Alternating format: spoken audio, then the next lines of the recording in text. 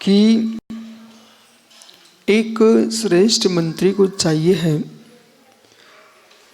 वह है शत्रु की उपधा का ज्ञान करे। एक व्याकरण में उपधा होती है अंतस्पूर्वधा, तो वह अंतस्पूर्वधा जैसे कृंग आस्ते, तो अंत के मध्य में इधर कृंग आस्ते, कृंग का आ, इधर आस्ते, आस्ते के बीच में जो है वो कृंग के बीच में है आ, वो उपधा है, उसको दीर्घ हो जाता है। परंतु ये उपधा जो है ये व्याकरण की उपधा नहीं है, ये नीति शास्त्र की उपधा है। उपधा का बोध होना चाहिए शत्रु की। धर्म, अर्थ, काम, भय, ये उपधा 4 हैं, समझा रहे हैं। बहुत ही अच्छा गंभीर विषय है और इसी के बल पर जीना चाहिए राजनीति में। इसके बिना ये सब पुरुषार्थ ही चल रहा है। तो ये जो है धर्म अर्थ काम भयसु त्या व्याजेने पर्यत परीक्षण उपधा,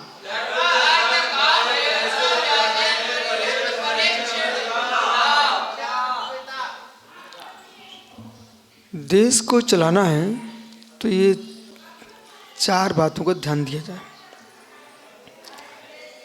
जो सम्राट है वो धर्मात्मा है कि नहीं, जो शत्रु राजा है ये धर्मात्मा है, तो उसके साथ मित्रता करना चाहिए। धर्मज्ञ है, धर्मज्ञ के साथ युद्ध ना करके मित्रता करो, क्योंकि वो धर्मात्मा जीव है। अब ये मंत्री का कर्तव्य है, जो विषय सम्राट नहीं सोच पाता उसके लिए मंत्री को सोचना चाहिए। तो ये क्या देखे, गुप्तचर तैयार करें, गुप्तचरों के माध्यम से गुप्तचर जाए और खोज करें कि धर्मात्मकता से युक्त है, तो तुरंत ही सम्राट को, मंत्री को सूचना दे कि जिससे तुम अपना शत्रु बना रहे हो वो धर्मनिष्ठ है। उसके लिए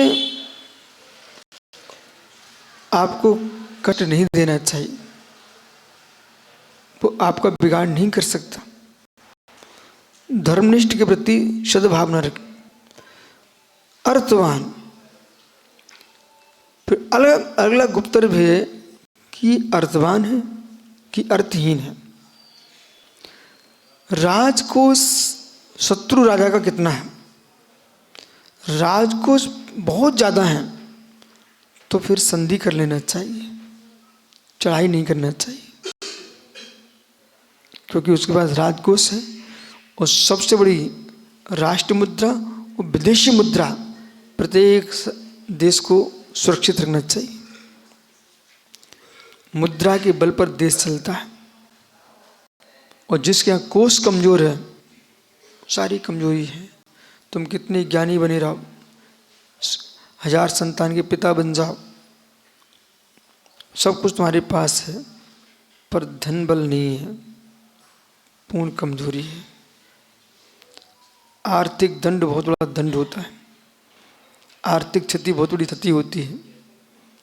आदमी का सुंदर शरीर है, भरपूर परिवार है, पर अर्थव्यवस्था नहीं है घर में, तो कभी किसी से ऊपर उठ के देख नहीं सकता। लोग दबा के रखेंगे। दानपति, धनपति, ये सबको दबा लेते हैं। धनपति, दानपति सबको दबा के रखता है। ये बड़े बड़े राजा महाराजा को भी धनपति दानपति दगा लेते हैं। साधु संत भी दबते हैं दानपतियों से, साधु संत भी दबते हैं दानपतियों से। तो दानपति धनपति सबको दबा लेते हैं। इतना बड़ा समुद्र, इतनी बड़ी निसरता, उसमें एक तेल की बूंद डाल, ऊपर कौन रहता है? तेल।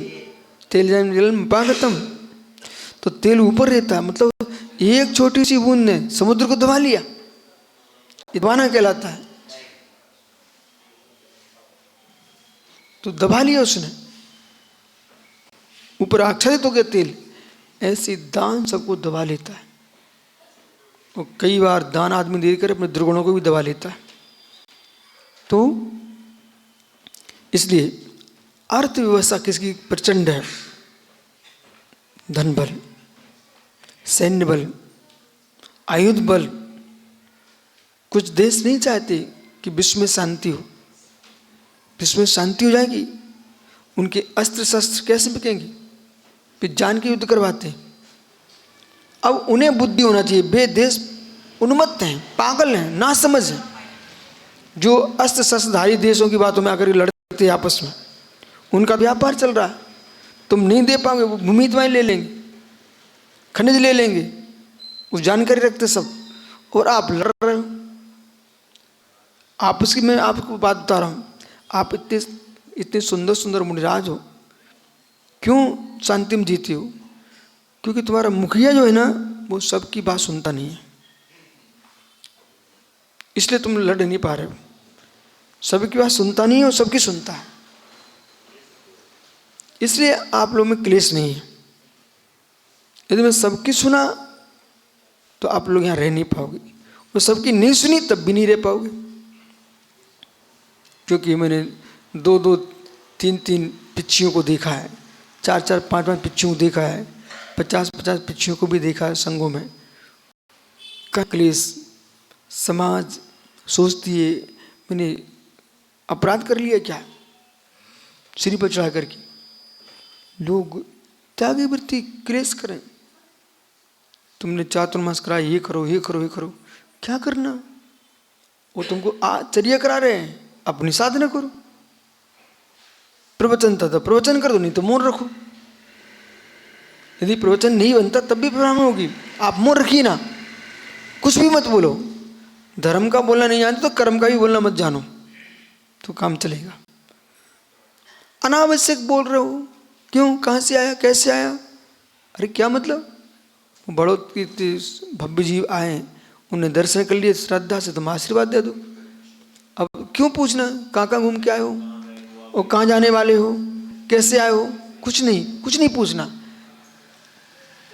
बस उन्होंने श्रद्धा से तुमको नमस्ते किया, श्रद्धा से आशीर्वाद दो आपको, उनकी धर्म प्रभावना बढ़ती जाए। समझ रहे कि नहीं? व्यर्थ की बात की जरूरत नहीं। अब होता क्या है ना, वो माना कि मार्ग भूल गया, 10 किलोमीटर उसको अधिक पड़ गया। अरे तुम ऐसे थे, ऐसा आना था, ऐसा अब तो आ ही गए ना, अब तुम क्यों परेशान हो रहे हो? कोई 1 लाख का घाटा लग गया, डांटो मत, अगला पक्ष सिखाओ। देखो ऐसा काम करते तो तुमको नहीं लगता, लेकिन अब लग ही गया, अब डांटो मत। उसको आप डांट करके मजबूत बना रहे हो, बिना डांट के कमजोर कर दो। नीति सीखी आप, कमजोर कर दो। यह सिद्ध सारंग आए क्या? इनके पिताजी एक बार भिंड गए, सुनो, तो सामान लेने गए। अब वे रास्ते में जितना भिंड से सामान लाए होंगे, पता नहीं गाड़ी में कहाँ पूरा घुमा के आ गए, पूरा बोले निकल गई गाड़ी। अब घर आ गए, सीधे साधे वैसे ही हैं, घर आ गए, पूछा भाई क्या है? अब कुछ बताया नहीं, हम लोग सब समझ गए। फिर धीरे से बताया कि वो बस में सब कुछ चला गया। ये नहीं कि दूसरी जगह की बस पकड़ के उसको उतार लेते, मतलब गया सो गया, ठीक है। किसी ने कुछ भी नहीं कहा, कोई ने कुछ नहीं डांटा, नहीं शाबाशी भी नहीं दी। अब वो चला ही गया, लड़का सीधा साधा है, कोई ने कुछ भी नहीं कहा, तो परिणाम क्या निकला? वो बेचारे बिल्कुल सहमे रहे, बोले हमसे तेरी भूल हो गई। और डांट देते तो 4 बार सुनाता कोई, तो वो आदमी सिर बन जाता, बोले आपने तो डांट लिया।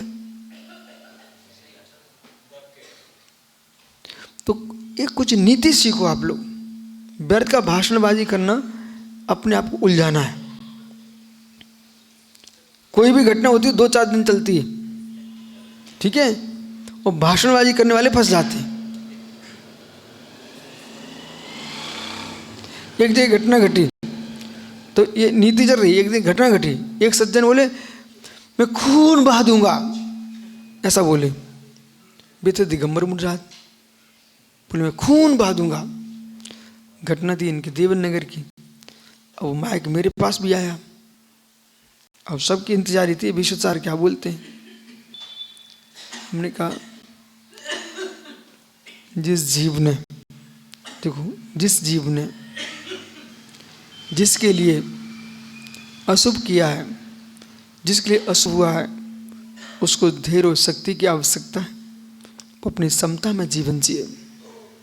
जिसने उपसर किया है वह सद्बुद्धि को प्राप्त करे, ये मेरा मंगल भाव है। ऐसा हमने बोल दिया, ताली पिट गई। और जिसने उपद्रव किया वो सब सुनते ही ना, हमारे बारे में कहाँ क्या हो रहा है। बाद में उसने, जिनने कहा ना खून बहा दूंगा, उनको उसने धमकी दे दी। अब माल ठंडा हो गया, उसने उनको धमकी दे दी, बोले आपको देखता हूँ मैं, खून बहाना है आपको। फिर वो क्या बोलता है, दूसरे लोग जो बहुत चढ़ के बोल गए थे, बोले देखो विश्वचार कितने चतुर हैं, इनने पूरी बात को वहीं समाप्त कर दिया और इनके भी मीठे हो गए, उनके भी मीठे हो गए। तो भाई धर्म ग्रंथ पढ़ने के साथ साथ नीति शास्त्र पढ़ना चाहिए और न्याय शास्त्र पढ़ना चाहिए। और ये सब आएगा कब, जब तुम्हारा स्वयं का पुण्योदय आएगा। तो आइए भाई घड़ी अर्थ उपधा, तो अर्थ देख करके निर्णय करे। यदि धन उसके पास कोष बहुत है तो उसको संधि कर लेना चाहिए। कामोपधा, और कमजोर है ना तो चढ़ाई करके अपने मिला लेना चाहिए। राजनीति है भाई। कामोपधा, ये खोज करना चाहिए जो सम्राट है ये कामी है, कामुक है, और कामुक आदमी कमजोर होता है, उस पर चढ़ाई करो, हटाओ उसको। शीलवंत है तो उससे युद्ध नहीं करना चाहिए। जितेंद्रिय है तो संधि कर लेना चाहिए। समझ रहे? भयोपधा, ये देखना चाहिए ये निर्भीक है कि भयभीत है। भयभीत कमजोर है, उस पर कोई भी चढ़ाई कर लेगा। देख ही रहे निर्बलों को सब सताते हैं, तो नीति है अपने को बलवान रहना चाहिए। कुसुम के सागर, बात ऐसी है, हम जिस काल से गुजर के आ रहे हैं वो बड़े धुंधर लोगों का काल था। वो आप तेरे नगर जैसे नगर में, समझ रहे कि नहीं बेटा, तो धुरंधर काल था, पर भयभीत नहीं हुए, वो निर्भीक हुए, इसलिए सफलता तुम्हारे पास है। दो बातें आदमी के पास होना चाहिए, निर्भीकता होना चाहिए और ज्ञान और चारित्र शक्ति होना चाहिए साधु के पास। रत्नात्रय की शक्ति हो, निर्भीक हो, आप कहीं परेशान नहीं होंगे। बड़ौद का चातुर्मास तुमने हमारे साथ किया ना, जब बड़ौद जा रहे थे ना, तो हमको भोपाल में लोगों ने कहा, जो बड़ौद से परिचित थे, बोले कहाँ जा रहे हो? कौन भाई आत्मा सुनने वाले वहाँ लोग मिलेंगे, वहाँ तो ढोल धमाका वाले लोग मिलेंगे, ठीक है। अब कि भाई भयभीत मत करो, जाने दो। हम गए, आज देख लो बड़ौद के लोग बैठे हैं यहाँ पर, समझ रहे कि नहीं। तो ऐसे 16 पुराने तब भी लोगों ने डराया था कि आप अपनी योग्यता से मुझे मत मापो, दूसरे की योग्यता से आप अपने को नापना मत, न ऊंचाइयों में न नीचाइयों में, अपनी योग्यता से आगे बढ़ोगे तो सफलता पाओगे। तो भयोपधा, यदि भयभीत है तो उससे युद्ध करना चाहिए, निर्भीक है तो उससे संधि करना चाहिए।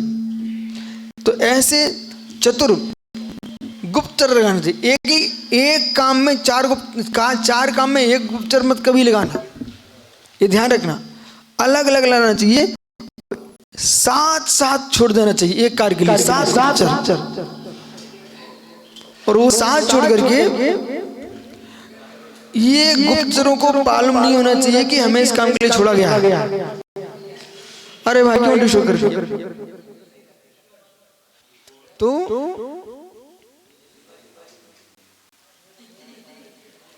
शांति चल रहा था।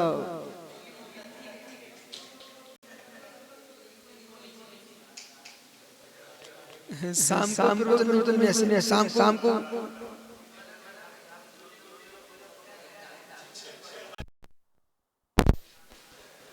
जरूरत क्या थी?